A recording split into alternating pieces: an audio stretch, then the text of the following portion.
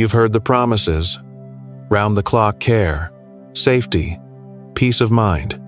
But what if I told you that for many seniors, entering a nursing home feels less like a sanctuary and more like a slow erasure of self? Families mean well, doctors reassure, but behind closed doors, there's a different story, one that's rarely spoken out loud until it's too late to change the ending. In this video, we're exposing the unspoken truths about nursing homes that could affect your freedom, your dignity, and your happiness far more than you think. From hidden emotional costs to overlooked alternatives, this is the information every adult over 60 and every child of aging parents deserves to know. Stay with us, because what you learn today could change how you live tomorrow.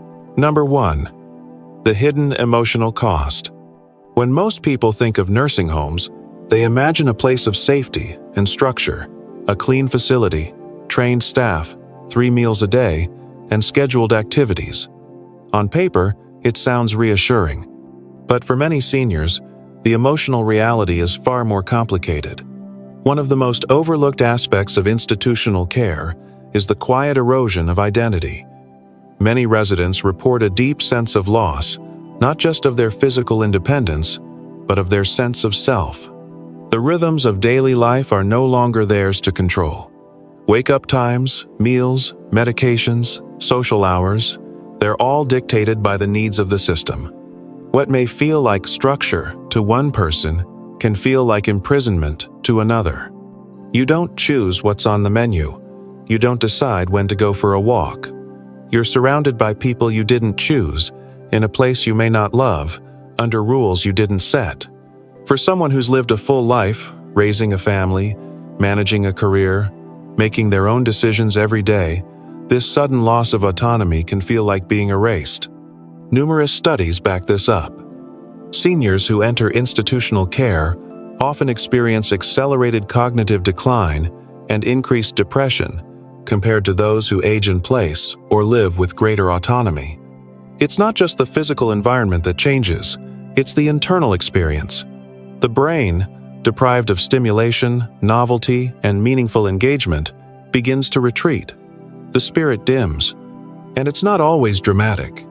Often, it's subtle, a fading of light in the eyes, fewer conversations, more time staring at the floor than looking out the window. These emotional costs rarely show up on a brochure, and no one talks about them during intake meetings. But they are real. They accumulate, day by day, until the person in the mirror no longer feels like themselves. This isn't to say all nursing homes are harmful, or that no one thrives in them. But it is to say that emotional and psychological well-being deserve as much attention as physical safety. And too often, that's exactly what gets ignored. Number 2. The illusion of safety. One of the strongest arguments made in favor of nursing homes is safety. Families are often told, "At least they'll be safe now." It's a comforting thought, especially for adult children juggling careers, kids, and worry. But here's the truth most don't hear. Safety in nursing homes isn't always what it seems. Yes, these facilities are designed to reduce risk grab bars in bathrooms, call buttons, staff on-site 24/7. But these physical safeguards don't always translate into real protection. In fact, data shows that falls, bed sores, and even preventable hospitalizations remain alarmingly common in long-term care settings. And during emergencies like heat waves, blackouts, or pandemics, some of the most tragic stories have come out of facilities that were supposed to be the safest place to be. But physical danger isn't the only risk. Emotional neglect, understaffing, and rushed care can leave seniors feeling invisible. Imagine needing help to get to the bathroom and waiting 45 minutes because the aides are overwhelmed, or being left in a wheelchair all day with no one to talk to. These things happen. Not in horror stories, but in everyday life in overburdened facilities. And then there's the issue of overmedication. In an effort to manage behaviors, many residents are prescribed unnecessary sedatives or antipsychotics, especially those with dementia. It may reduce the noise and keep routines smooth, but at what cost? Quiet isn't always calm. Sometimes it's a warning sign. There's also a hidden danger in the mindset itself. Believing a nursing home guarantees safety can create a false sense of security. Families may visit less, assuming their loved one is fine. Concerns may be dismissed. Advocacy fades. But no one can advocate for you like family can, and when that layer of oversight disappears, small problems often grow in the shadows. Safety should be a foundation of senior care. But the truth is, real safety goes beyond alarms and schedules. It means dignity, responsiveness, human connection, and those can't be guaranteed by a facility. They have to be upheld every day by people who genuinely care. Number 3, the loneliness paradox. You'd think that being surrounded by dozens of people, residents, nurses, staff, would mean no one ever feels alone. But in nursing homes, loneliness can actually grow louder. This is the paradox. Being constantly around others, yet feeling completely unseen. In theory, communal living sounds like a solution to isolation. Meals in shared dining rooms, group activities, bingo nights. But the truth is, connection isn't about proximity. It's about presence. And many seniors in nursing homes feel emotionally abandoned, even if they're physically cared for. Why? It starts with the loss of autonomy. When every part of your day is scheduled when to wake, eat, bathe, and sleep, it's easy to lose your sense of identity. You're no longer Mrs. Daniels, who loved baking and gardening. You're room 14A, breakfast at 8, meds at 9. And without that sense of being known, meaningful connection slips away. Staff try, but most are overworked. One CNA may be responsible for a dozen residents or more. There's barely time for basics, let alone real conversation. And other residents? They're often struggling themselves cognitively, physically, emotionally. It's hard to build new friendships when everyone's dealing with their own loss and confusion. Then there's family.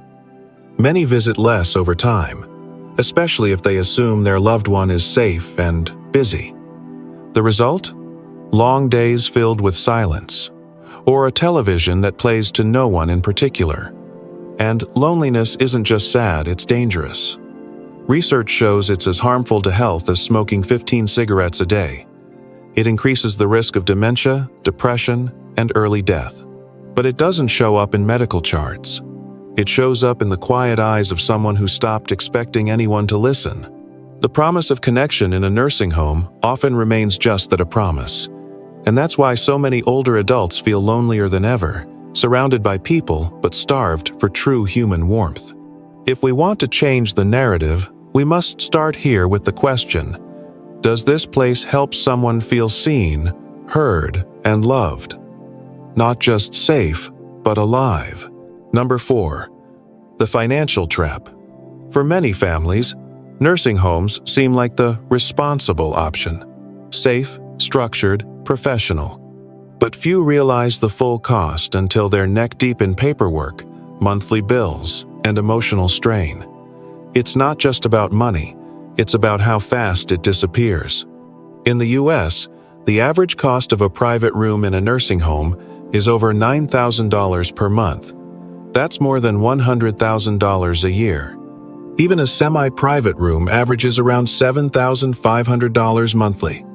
For most Americans, that's unsustainable unless you're wealthy or completely broke.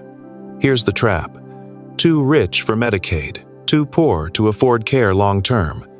Many middle-class families fall right in the middle, and the only solution they're given? Spend down everything you own, sell the house, drain the savings, empty the retirement account. Once you're broke, then the system will help. It feels backwards, and it is. People who worked their entire lives, saved diligently, paid off their mortgages, are told they must give it all up to qualify for help. This isn't planning for aging. It's financial surrender. Even worse, many facilities push families to sign personal guarantees. Adult children often don't realize that by signing admission papers, they could become financially responsible if their parent can't pay. The fine print is buried, but the consequences are real. Then come hidden fees, special meal plans, therapy services, medication delivery, transportation. If your loved one needs anything outside the standard care plan, expect extra charges. And they add up fast. And here's the quiet truth. Some nursing homes operate like businesses first, care providers second. Occupancy targets matter. Profit margins matter. Your mother's dignity? It might be part of the mission statement, but not always the budget. The financial trap isn't just about dollars. It's about what families give up emotionally to try and do the right thing. The guilt, the confusion, the late-night spreadsheets, the fear that it's never enough. Aging shouldn't mean bankrupting a family to survive. And yet, for many, that's exactly what it becomes. Number 5. Loss of identity and purpose. When someone enters a nursing home, something far deeper than their address changes. It's their identity, their role, their sense of purpose. Think about it. For decades, they were the one who fixed the sink, planned the family holidays, grew the garden, or ran the business. They were the caregiver, the decision maker, the storyteller. Suddenly, they're told when to eat, when to bathe, when to take their pills. The shift is subtle but devastating. In many nursing homes, independence is traded for routine, not because staff are unkind, but because the system is built around efficiency and safety, not personal growth or fulfillment.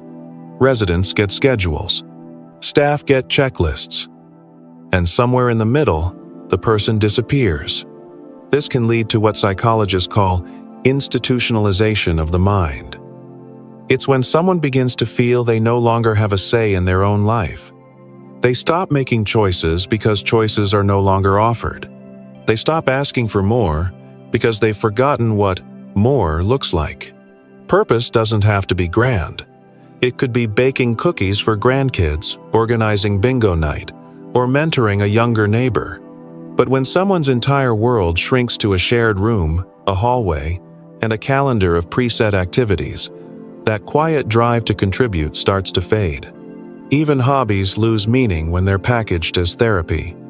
You used to knit for love. Now it's called occupational engagement.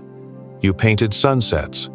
Now it's fine motor stimulation. It may sound supportive, but it changes the emotional experience. What once was joy becomes task. Worst of all, this loss of identity is often invisible. Friends don't see it. Family may not recognize it. But for the person living it, the grief is real. It's not just about losing freedom. It's about losing the sense of being needed, known, and useful. And when that disappears, so does a piece of the person. Number 6. Emotional isolation in a crowded room. It's one of the cruelest ironies of nursing home life, being surrounded by people yet feeling completely alone. You'd think that shared spaces, group meals, and daily activities would make loneliness impossible. But emotional isolation doesn't always come from being physically alone. It comes from feeling unseen, unheard, unfelt. Many seniors in nursing homes describe a strange emptiness. They're polite to staff, chat with table mates at lunch, and wave to others in the hallway. But inside, they feel invisible. Why? Because real connection requires more than proximity. It requires being known, remembered, engaged beyond surface-level questions like, "Did you take your meds?" Or, "Are you ready for bingo?" In many facilities, staff are overworked, turnover is high, and personal attention is often limited to basic care needs. Residents may go days without anyone asking, "How are you really feeling?" Or, "What's on your mind today?" Some try to reach out at first, but over time, when conversations stay shallow or rushed, many stop trying. They withdraw, emotionally.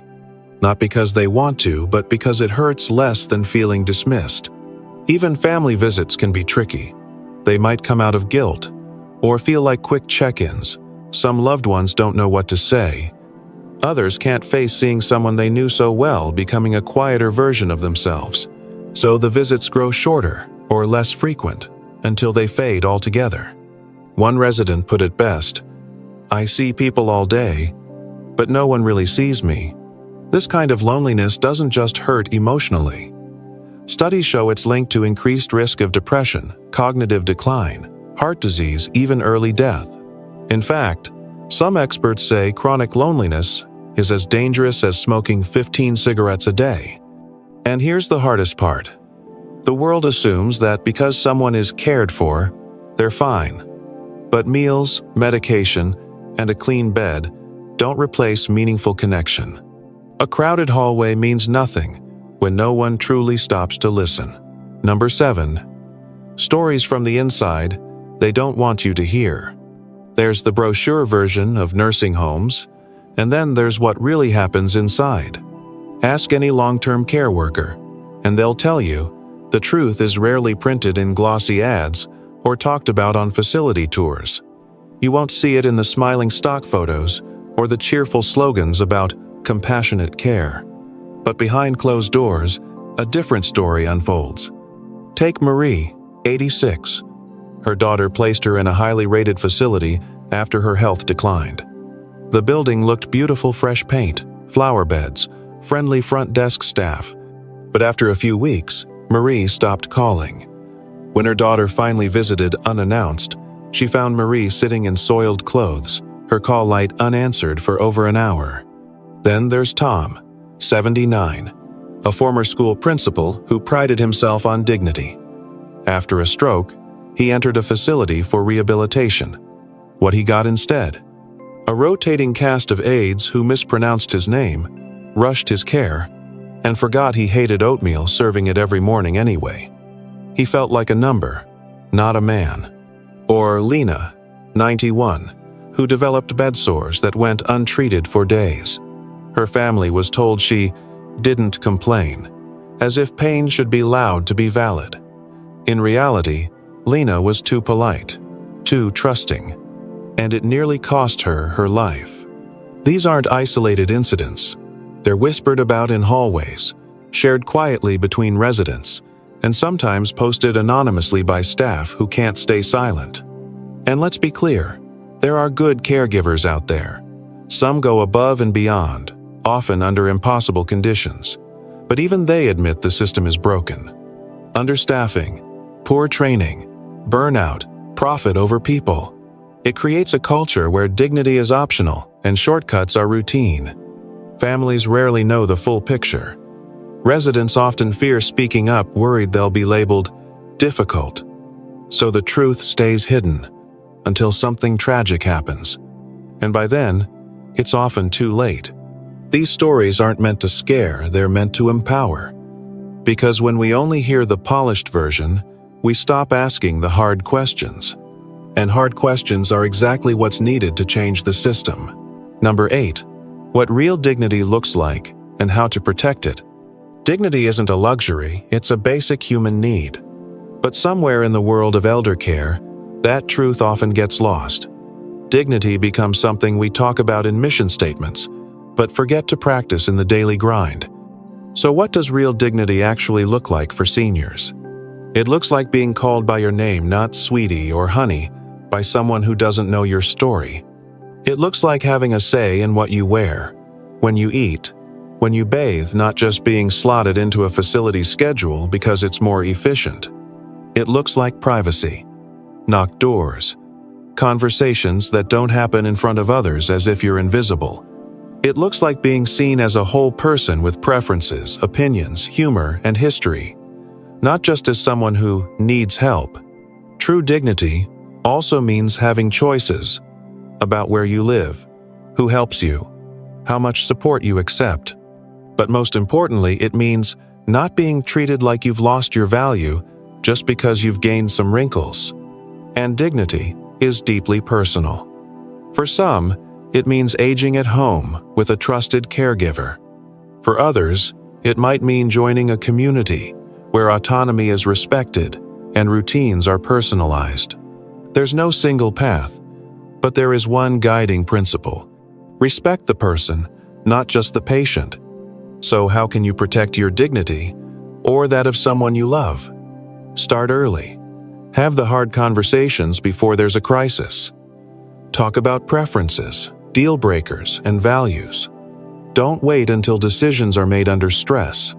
Research options beyond traditional nursing homes like aging in place, co-housing, or intergenerational communities. Visit facilities unannounced. Talk to the residents, not just the staff. Look beyond the lobby. And most of all, trust your instincts.